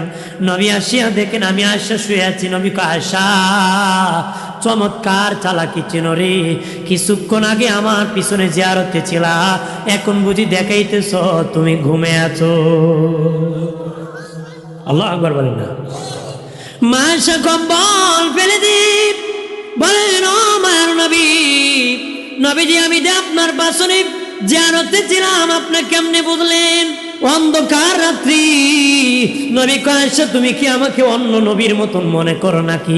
অন্য নবীরা দিনে দেখলে রাত্রে দেখতো না, ডানে দেখলে বামে দেখতো না, সামনে দেখলে পিছনে দেখতো না। আমি রাসূলুল্লাহ ফারাইতু মাশারিকাহা ওয়া মাগারিবাহা, পৃথিবীর পূর্ব প্রান্ত থেকে পশ্চিম প্রান্তে যত কিছু হয় আমি রাসূলুল্লাহ সব দেখতে পাই। আয়েশারে আমি দেখেছি। আম্মা জান আয়েশা বলে নবীজি ও মায়ের নবী, তাহলে আদম এত কান্নাকাটি করে দোয়া করেছেন, আল্লাহ কি কোনো ভালো সংবাদ আপনারে জানাইছিনি? দয়াল নবী কয় আয়েশা দুইটা ভালো সংবাদ আল্লাহ আমাকে জানাইছে, দুইটা। এক নম্বর ভালো সংবাদ রে শাম, আল্লাহ আমার সাথে এই জান্নাতুল বাকি দোয়ার মধ্যে ওয়াদা করেছে নবী কিয়ামতের দিন আপনাকে না জিজ্ঞেস করে আমার আপনার একটা উম্মতকে আমি জাহান্নামে দিব না রে। আল্লাহু আকবার বলেন না। দ্বিতীয় নম্বর ওয়াদা হলো রে আয়েশা, আমার মা বাবা মিল্লাত ইব্রাহিমের উপর ইন্তেকাল করেছিলেন, আমার ধর্ম আমার কালেমা পড়তে পারেন নাই, ওই দুয়ার মধ্যে আমার কালেমা পড়াইয়া ডাবল ইমানদার বানাইয়া আমি রাসূলুল্লাহর উম্মত বানাইছি। আর বলেছে নবী কুল, নবী আপনি আপনার মা বাবার জন্য দোয়া করুন, রাব্বির রহমহুমা কামা রাব্বায়ানি সগীরা ওয়া কুর রাব্বির রহমহুমা কামা রাব্বায়ানি সগীরা। নবী আপনি আপনার মা বাবার জন্য দোয়া করুন, আপনি আপনার মা বাবার জন্য দোয়া করুন, আপনি আপনার মা বাবার জন্য দোয়া করুন। আমার নবীর মা বাবা যদি বেঈমান হতেন আল্লাহ দোয়ার কথা বলতেন না। আমার দেশের বেঈমানেরা বলে নবীর মা বাবা নাকি বেঈমান, বলে যারা বলে নবীর মা বাবা বেঈমান তারা হলো ডাবল বেঈমান। আরে আমার নবীর মা বাবা সারা মুমিন জান্নাতি। আল্লাহু আকবার বলেন না। জানিয়ে রাখো আমার নবী দূরের কথা, পৃথিবীর কোন নবী বেঈমানের ঘরে জন্মগ্রহণ করে নাই। আমার নবী দূরের কথা, পৃথিবীর কোন নবী বেঈমানের ঘরে জন্মগ্রহণ করে নাই। বলতে পারেন হুজুর ইব্রাহিম নবীর বাবা আদর ঠাকুরের কথা শুনেছি, আদর ঠাকুর ব্রাহ্মণ ছিল, মূর্তি বানাতো। আপনি বলতেছেন পৃথিবীর কোন নবী বেঈমানের ঘরে জন্মগ্রহণ করে নাই। হ্যাঁ সত্য, আপনি তাফসীর খুলে দেখেন, বাইনাস সাতর হাসিয়া খুলে দেখেন বাবা আদর ঠাকুর ইব্রাহিম নবীর লালন পালনকারী পিতা, জন্মদাতা পিতা না। আদর ঠাকুর ইব্রাহিম নবীর লালন পালনকারী পিতা। ইব্রাহিম নবীর জন্মদাতা পিতার নাম তারেক, উনি ইমানদার ছিলেন। প্রত্যেক নবী ইমানদারের ঘরে আগমন করেছে, রহমতের কুলে এসেছে, গজবের কুলে নয়। আমার নবীও সেরা মুমিন জান্নাতীদের কুলে আগমন করছে। আরো জোরে বলি। তাহলে মায়ের নবী কবর জিয়ারত করেছেন, আমরাও করব আলহামদুলিল্লাহ, বলি না? অপ্রাণের মাঝি, এই জন্য অনুরোধ করি রে বাবা, এক পথে ছেলে আরেক পথে চলবা না। ছেলেকে হাতে ধরে যাইবা জান্নাতি পথে চলবা। বাবাজি, বাবা হইল সুন্নি, ছেলে হয়ে গেছে বদভ্রষ্ট বন্ড, আছে কি না? ছেলে বাবা হইল জান্নাতের পথে, ছেলে চলে গেছে জাহান্নামের পথে। এরকম হলে চলবে না। নিজ জান্নাতের পথে থাকতে হবে, আহাল পরিবারকে ডাকতে হবে। যারা চ্যাংরা ছেলে আচুরি, নিজেকে তো পণ্ডিত মনে করিও না। নবী বলেছেন শেষ জামানায় পূর্ব দিক থেকে দাজ্জাল বাহির হবে। তার বক্তব্য শুনে মনে করবে তার বাপও বেঈমান, তার দাদাও বেঈমান, পূর্বপুরুষ সব পথভ্রষ্ট, সে একাই মৌলবী জান্নাতি। মূলত ওই মোল্লা একাই জাহান্নামী, তোমার পূর্বপুরুষ সবাই জান্নাতি। আমরা দেশে বহু মোল্লা আছে, এরার কথা শুনলে বোঝা যায় এরই একলা বেহেস্তি, আর কেউ বেহেস্তে যাবে না। বেহেসের মামুর বাড়ি নাকি? বেহেস্ত বলে পাওয়া যায় না, কামাই করতে হয়, কামাই করতে হয়।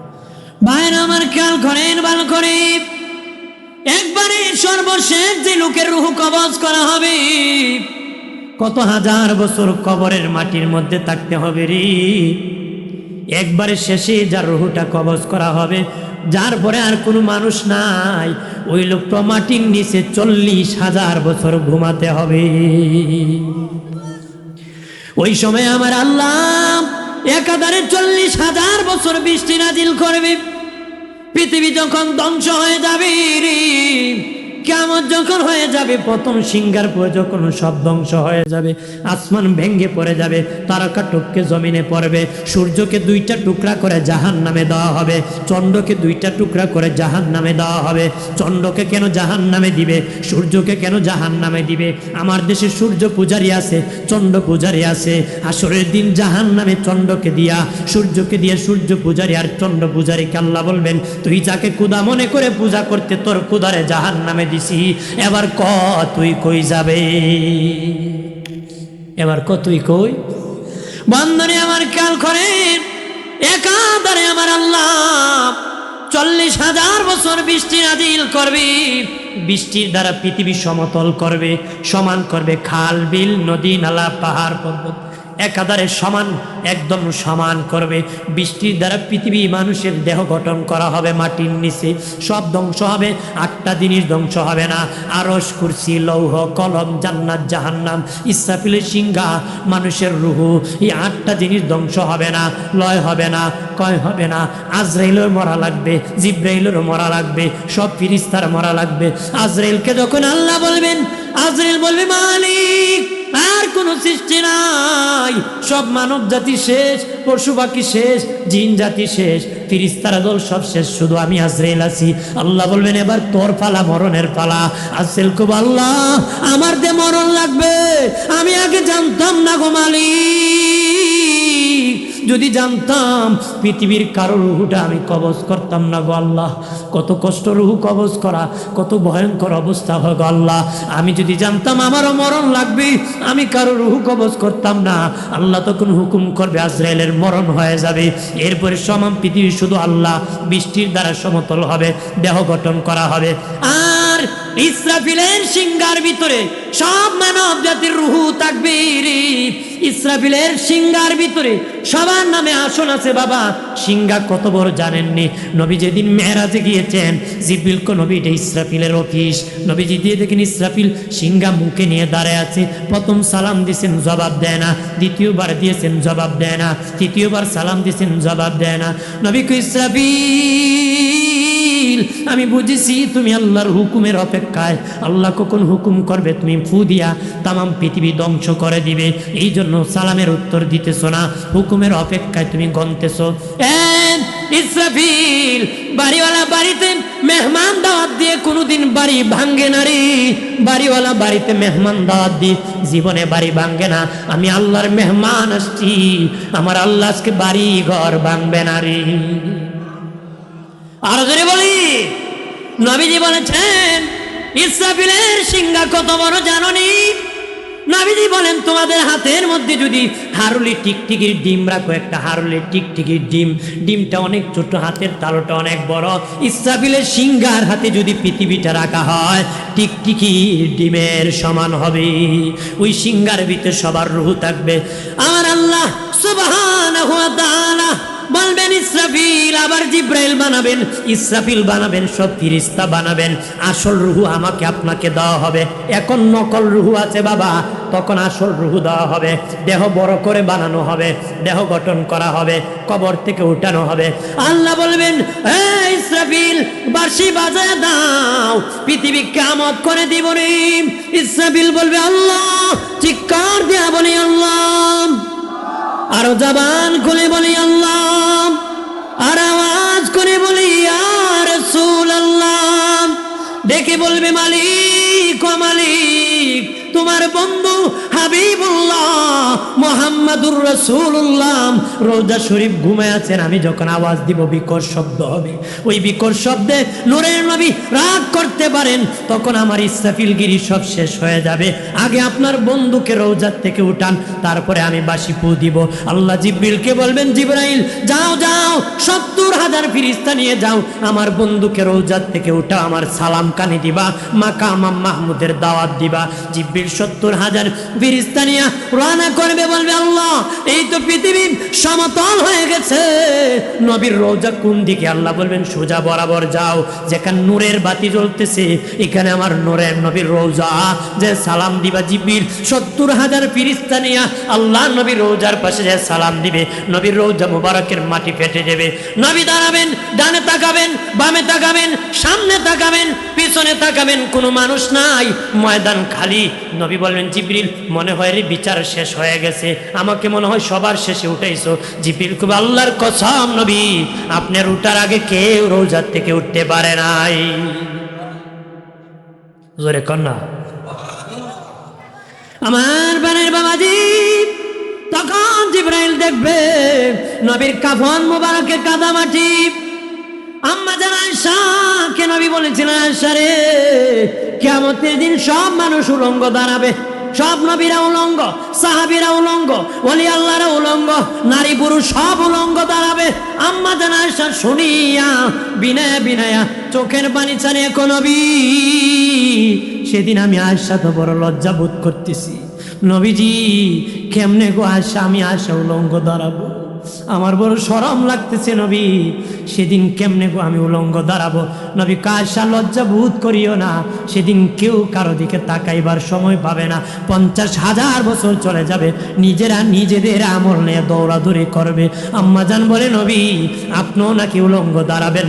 নবী কয় না না না আয়েশা রে, আমি নবী হায়াতুন নবী, আমার কাফনের কাপড় হায়াতের কাপড়, ইসরাফিল যেদিন বাঁশি বাজাবে আমার কাফনের কাপড় নিয়ে আমি দাঁড়ায় যাব। ওই কাফনে নবীর কাদামাটি। জিবরিল বলবে নবীজি কিসের কাদামাটি গো?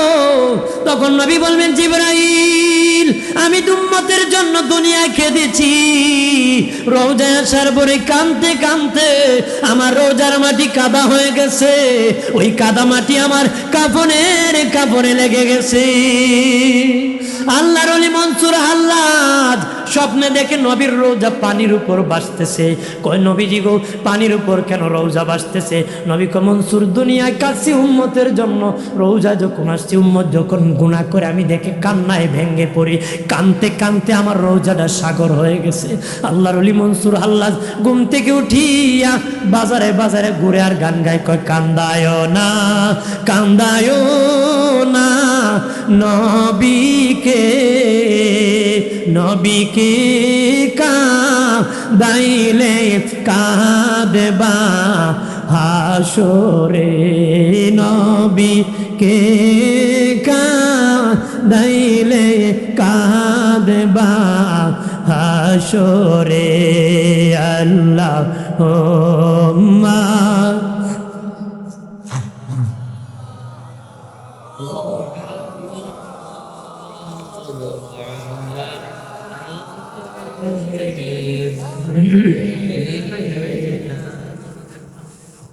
ওয়াইলা আলি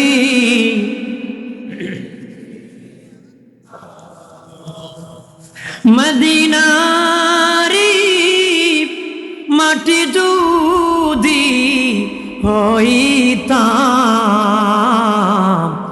নবীজিকে সিনায় ধরে রাখিতাম আল্লাহুম্মা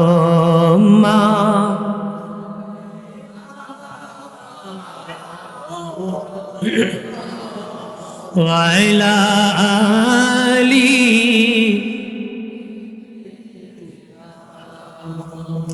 ওয়াইলা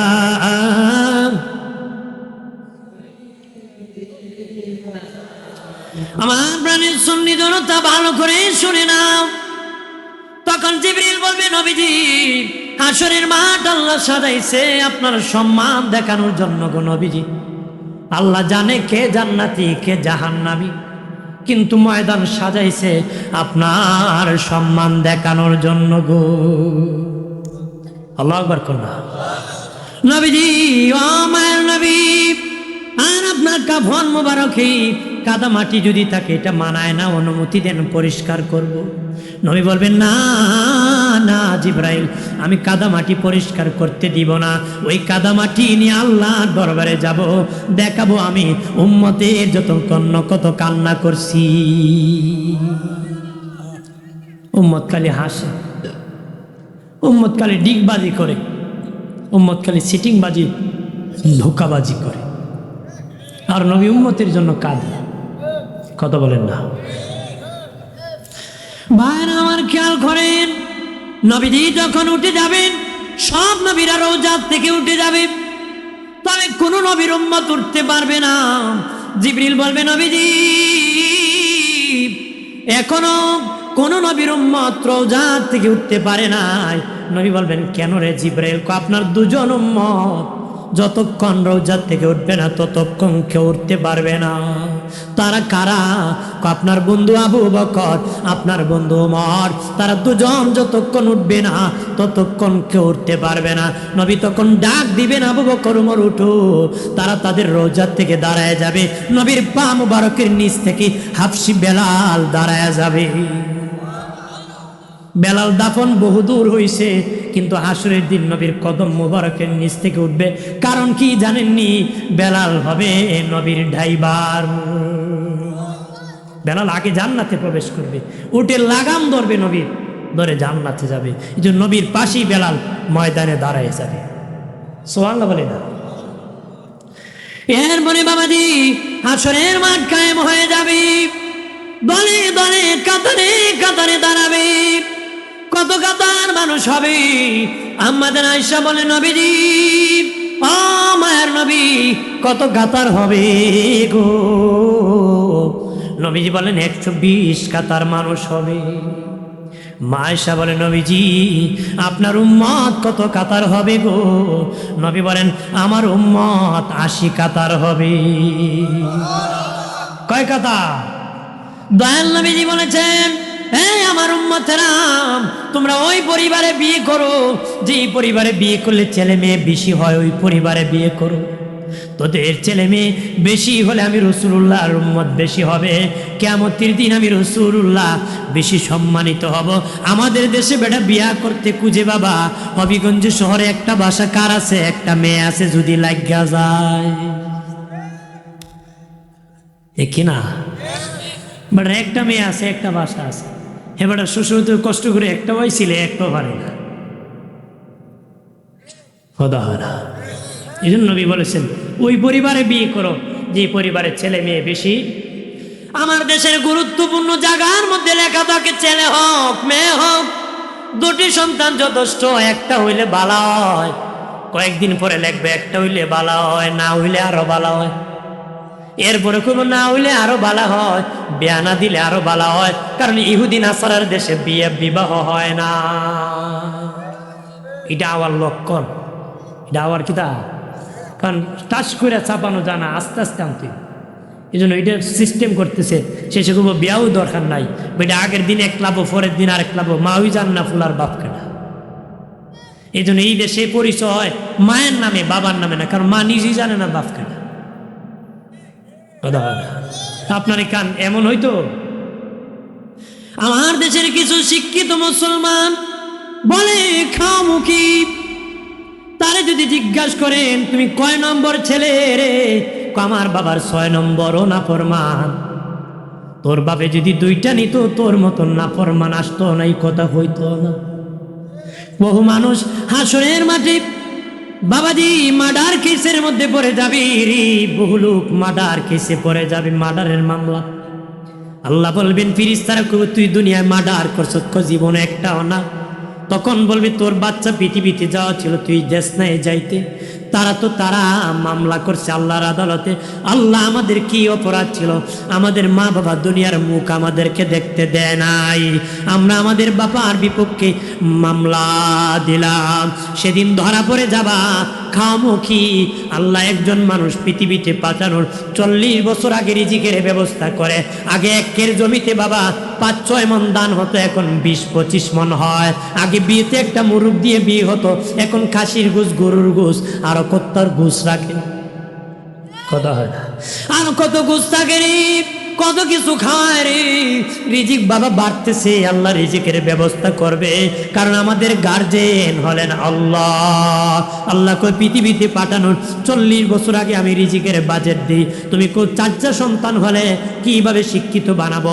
আমি নিজে দেখেছি, আল্লাহর কসমকে বলি, বেটা শিক্ষিত বানানোর জন্য একটা ছেলে জন্ম দিছে, বেশি দেয় নাই, কোটিপতি, কিন্তু একটা ছেলে বাবাকুর হয়ে গেছে, ইয়াবাকুর হয়ে গেছে, নিজের টাকা দিয়ে জেলে বন্দি করে রাখতে হয়, নতুবা মা বাবাকে হত্যার হুমকি দেয়।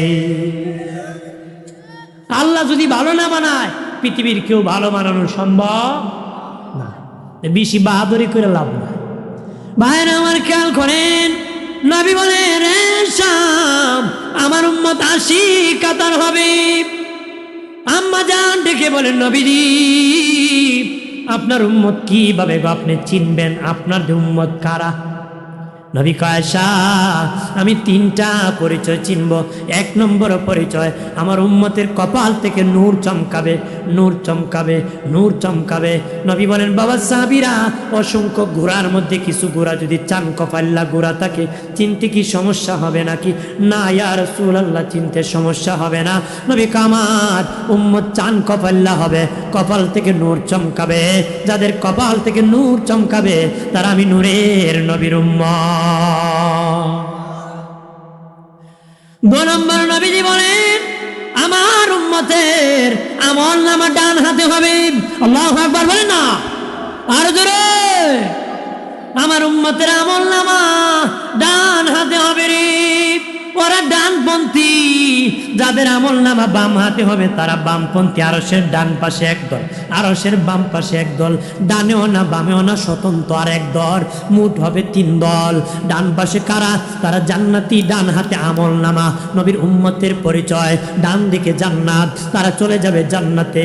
যারা জাহান্নামী বামপন্থী, দুনিয়ায় কয় বেড়া নাকি বামপন্থী, দুনিয়ায় বামপন্থী বামপন্থী বলতেছে আর রাজনীতি করতেছে বাবা। ওই বামপন্থীদের আমল নামায় যারা বদকার, তাদের আমল নামা বাম হাতে হবে, আরশের বাম দিকে জাহান্নাম, তারা জাহান্নামে চলে যাবে। আরেক দল ডানেও না বামেও না, স্বতন্ত্র। তারা কারা? তারা নবীগণ, সিদ্দিকগণ, শহীদগণ, সালেহগণ, তাদের কোনো হিসাব হবে না, বিনা হিসাবে জান্নাতে যাবে। আর একদল বাবাজি, তাদের বাবা নেকি বদি সমান হবে, সমান মিজানের পাল্লার কাছে হাসরের মাটি সমান হবে বাবা। নেকি আর বদি একদম সমান সমান। আমার আল্লাহ তাদেরকে জাহান্নামও দিবে না, জান্নাতও দিবে না, জান্নাতও দিবে না, জাহান্নামও দিবে না। জান্নাত আর জাহান্নামের মধ্যখানে তাদেরকে দাঁড় করাবে। তাদেরকে আরাববাসী বলা হয়। কোরআনে একটা সূরা আছে, সূরা আরাব। তাদেরকে জান্নাত আর জাহান্নামের মধ্যখানে দাঁড় করানো হবে, তাদেরকে আরাববাসী বলা হয়। এক নজরে জান্নাত দেখানো হবে আর এক নজরে জাহান্নাম দেখানো হবে। অন্তরের কষ্ট দিয়া আমার আল্লাহ মাফ করে তাদেরকে জান্নাত দিয়ে দিবি। আরো জোরে বলি। নবীজি বলেন যাদের আমল নামা ডান হাতে হবে তারা আমার উম্মত। নবীজি বলেন আয়েশা রে রে আসাম, আমার উম্মতের অনেক শিশু সন্তান মারা গেছে, আমার শিশু উম্মত। নবীজি বলেন কারো শিশু সন্তান যদি মারা যায়, মা বাবা যদি সবর করতে পারে, ওই বাচ্চার উসিলায় মা বাবাকে জান্নাত দিয়ে দিবি। আম্মা জান আয়েশা শুনিয়া চোখের পানি ছেড়ে গো নবীজি, আমার তো একটা সন্তানও হইল না গো নবী, আমার একটা বাচ্চা হইয়া যদি মারা যেত, ওই বাচ্চার উসিলায় হলো আমি জান্নাত পাইতাম, আমি কেমনে গো জান্নাত পাবো? নবী কয় আয়েশা চিন্তা করিও না, চিন্তা করি না, তোমাকে আল্লাহ সন্তান দেয় নাই, তারপরও তুমি সবুর করেছো, ধৈর্য ধরেছ, ওই সবুরই জান্নাতে আমি রসুলের দরবারে তোমাকে পৌঁছায় দেওয়া হবে। নবীজি বলে রে আয়েশাম, আমার উম্মতের সামনে ময়দানে হাসরে যাদের সামনে শিশু সন্তান দৌড়াদৌড়ি করবে, তৃতীয় পরিচয় তারা আমি রাসূলুল্লাহর উম্মত। আমার আল্লাহর নবী সরওয়ারি, আমার মায়ার নবী কান্ডারি, দয়া করো আমি দয়ার ভিখারি, দয়া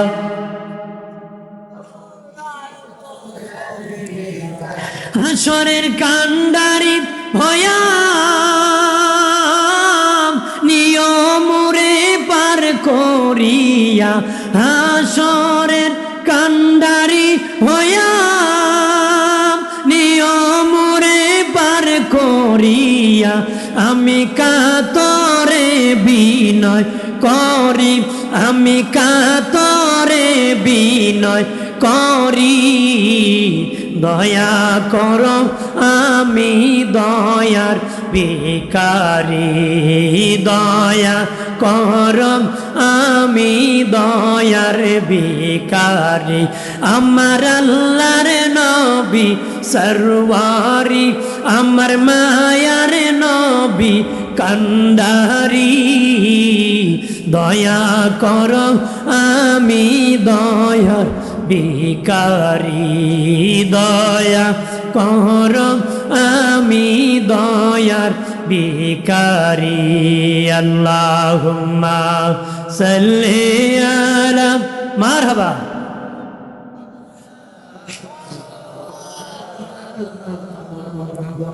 ওয়া আলা আলি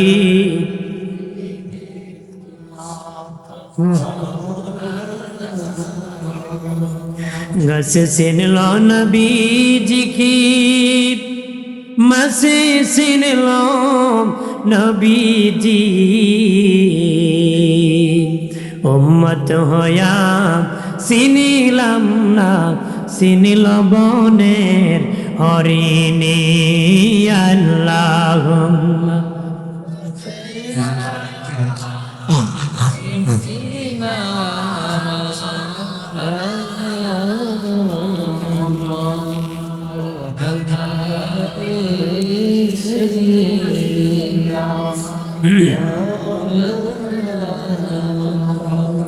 আমার বানের বাবাজি খেয়াল করেন ভালো করে, ও বাবাজি কিয়ামতের দিন নিজেরা নিজেদের আমল দিয়ে জান্নাতে যেতে হবে। ইবাদতের বাহাদুরি দেখে যাওয়া যাবে না। আমার আল্লাহ যদি দয়া না করে, নবী যদি সুপারিশ না করে, বাহাদুরি দেখে যাওয়া যাইব। আপনি যদি কন 70 বছর জামাতে নামাজ পড়ছি, আল্লাহ এর বিনিময়ে জান্নাত দেব। আল্লাহ যদি কয় সকালবেলা রুটি খাই দিয়ে পানি খাইছিলে কেমন লাগছিল, কইব ভেরি টেস্টি, খুব ভালো লাগছে। আল্লাহ যদি কয় পানি যদি না হইতো রুটি মুটি আটকা যেত, আল্লাহ কয় ওই যে পানি খাওয়া তোর গলা পাস করে দিয়েছি, এর বিনিময়ে 70 বছরের জামাত শেষ, এবার কি আছে দে, দিতে পারবা? হাসরের মাঠে বনি ইসরাইলের এক ব্যক্তি 500 বছর ইবাদত করেছে, যার আমল নামায় কোনো গুনাহ নাই, তাকে আল্লাহ বলবেন আমার দয়ায় তোমাকে জান্নাত দিলাম। সে বলবে আল্লাহ আমার তো গুনাই নাই, শুধু 500 বছর নেকি, আমি আপনার দয়ায় কেন জান্নাতে যাব? আমি আমার আমলের বিনিময়ে যাব, আমি আমার আমলের বিনিময়ে যাব। আল্লাহ বলবেন বল 500 বছর ইবাদত যদি একত্র করে কোনো এক ব্যক্তিকে তুই দিয়ে দেস, কেউ কি তোর ইবাদতের বিনিময় তোর দুইটা চক্ষু দিতে পারবেনি? সে কইব না আল্লাহ। আল্লাহ বলবেন মনে করো 500 বছর ইবাদত তোর দুইটা চোখের বিনিময় শেষ হয়ে গেছে, এবার কি আছে? এবার বান্দা দেও, এবার কি আছে?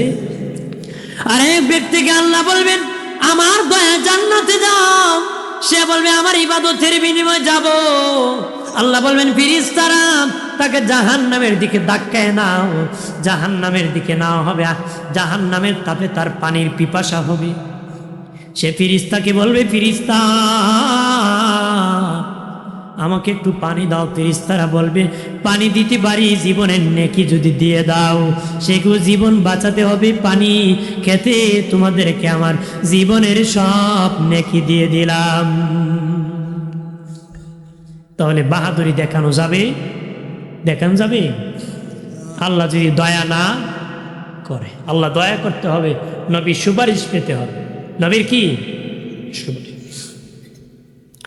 বন্ধুরে আমার খেয়াল করেন ভালো করে, হাসরের মাঠে ময়দানে বাবাজি 5টা প্রশ্ন বনি আদম সন্তান যতক্ষণ দিতে পারবে না 5টা প্রশ্নের উত্তর, ততক্ষণ 1 ইঞ্চি নড়াচড়া করতে পারবে না। 1 ইঞ্চি নড়াচড়া, পাহাড়ে যেমন গাছ ঘন হয়ে দাঁড়ায়, নবী বলেন হাসরের মাটি এইভাবে মানুষ দাঁড়াবে, সূর্য মাথার কাছে এসে যাবে, মানুষের মগজ টকবক করবে, বাতের মারের মতন টকবক করবে, গেমে কারো হাঁটু পর্যন্ত পানি হবে, কোমর পর্যন্ত হবে, সিনা পর্যন্ত হবে, কারো গলা পর্যন্ত হবে, কেউ সাঁতরাতে থাকবে, সাঁতরাতে থাকবে। দয়াল নবীজি বলেন, মায়ের নবী বলেন ওই ময়দানে হাসরের দিন বনি আদম সন্তান 5টা প্রশ্নের উত্তর যতক্ষণ দিতে পারবে না, 1 ইঞ্চি নড়াচড়া করতে পারবে না। 1 নম্বর প্রশ্ন তোমার জীবন কোন পথে চালাইছো হিসাব দাও। 2 নম্বর প্রশ্ন যৌবনকাল কোন পথে চালাইছো হিসাব দাও। 3 নম্বর প্রশ্ন মাল দিয়ে ইনকাম করছো হালাল পথে না হারাম পথে হিসাব দাও। 4 নম্বর প্রশ্ন খরচ দিয়ে করছো হালাল পথে না হারাম পথে হিসাব দাও। 5 নম্বর প্রশ্ন তুমি যতটুকু জেনেছিলা পালন কতটুকু করেছিলা হিসাব দাও। কয়টা? জোরে বলেন কয়টা? 5টা। 1 নম্বর তোমার জীবন কোন পথে চালাও, নেতার পথে না নেত্রীর পথে না আল্লাহর পথে না শয়তানের পথে, হিসাব দিতে হবে। যারা আল্লাহর পথে আল্লাহ রসুলের মতে চালাইছে তাদের হিসাব সহজ, যারা মন গড়া পথে চলছে হিসাব কঠিন হয়ে যাবে। কথা হয় না? 2 নম্বর আল্লাহ আবার বলবেন যৌবন কাল কোন পথে চালাইছো। বাবা জীবনের ভিতরে যৌবন আছে, কিন্তু যৌবন কালটা বিশেষভাবে আল্লাহ আবার জিজ্ঞেস করবে। 3 নম্বর বলে মাল দিয়ে ইনকাম করছো হালাল পথে না হারাম পথে, সুদ কায়া করছো না ঘুষ কায়া করছো হিসাব দাও, না ইন্টারেস্ট কায়াইছো। কথা হয় না? বেটাকে আমি সুদ খাই না, ইন্টারেস্ট খাই। ওটা শাস্ত্রে বসে বসে গল্প করে প্রতি মাসে 16 লাখে 16,000 আয় রে, ইন্টারেস্ট খায়, গুয়া ফায়খানা খায়, ফায়খানা। নাউজুবিল্লাহ কানা না ফরমা সুদ খেয়ে একটা সিজদা কবুল হবে? সুদখোরের দোয়া, ঘুষখোর, হারামখোর তাদের দোয়া কবুল হয়? দোয়া কবুল হয়? ইতিহাসের পাতায় জালিমের নাম যদি পড়েন, জালেম হাজ্জাজ বিন ইউসুফ সাহাবীদের উপর জুলুম করেছিল রে। সাহাবীরা ওই সময় লোকেদের উপর, ইমানদারের উপর জুলুম করেছিল। তারা বদদোয়া দিত, কবুল হতো না। হাজ্জাজকে জিজ্ঞেস করা হয়েছিল কেন রে দোয়া কবুল হয় না? প্রতি মাসে দাওয়াত করে তাদেরকে আমি খাওয়াই, মরুভূমির থেকে উট চুরি করে জবাই করে খাওয়াই, হারাম খায়া যায়, 40 দিন দোয়া কবুল হয় না রে। নাউজুবিল্লাহ কও। তাহলে হারাম করে দোয়া কবুল হয়? কবুল হয়? তাহলে হারাম খাবেন না, নিজে খান, ইমামরও খাওয়াই না। গজবে ধরলে ইমামের কাছে গেলে দোয়াও কবুল হইতো না। কথা হয় না? অন্তত ইমাম সাহেবরে ভালো রাখেন, কলারায় ধরলে 100 টাকা দিয়ে গজর দোয়া করেন, তো ইমামে দোয়া করলে কবুল হইব। আর নিজেও খায়, হারাম ইমামরে খাওয়াইছে, যে 2টা নাপাক করে রাখবে। কথা হয় না? নাপাক করি না জবান নেই, বিপদ থেকে বাঁচা যাবে। রাগ করছেন নাকি? এরপরে বানের বাবাজি 4 নম্বর প্রশ্ন করা হবে, মালতে খরচ করেছো হারাম পথে না হালাল পথে, গানে যাত্রায় না ওয়াজে না মন্দিরে না মসজিদ। কথা হয় না? বেড়া ওয়াজে গেল আগের কাতার, মসজিদে গেলে সামনের কাতার, মন্দিরও সামনের কাতার। মসজিদে মুসল্লি, মসজিদ থেকে বের হলে শয়তানের হেডমাস্টার।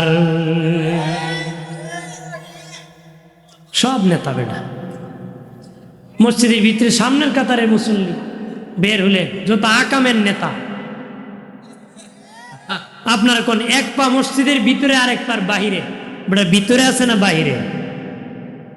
বাইরে কেমনে পাও তো একটা ভিতরে। আপনি যদি কোন ভিতরে তাও পাও তো আরেকটা বাহিরে। বাহিরে বললে ভুল হয়, ভিতরে বললে ভুল হয়।